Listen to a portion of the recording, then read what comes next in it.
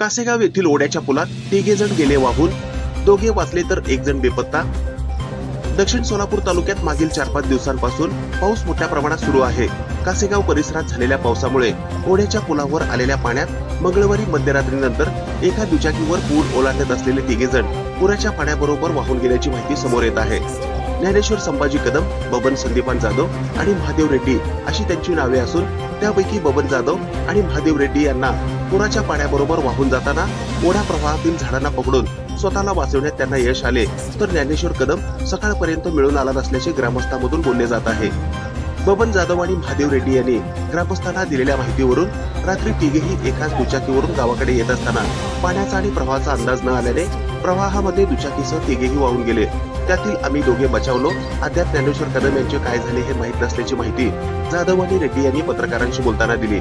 स्थानिक प्रशासनाने जिल्हा प्रशासनाला याविषयी माहिती देऊन कदम यांचा शोध घ्यावा अशी अपेक्षा ग्रामस्थांकडून व्यक्त केली जात आहे।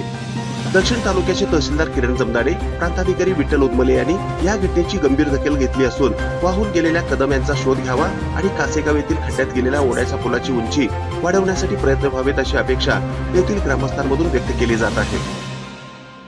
ही बातमी संकलित केली आहे हॅलो रिपोर्टर न्यूज चॅनलचे संपादक सागर कोळी यांनी।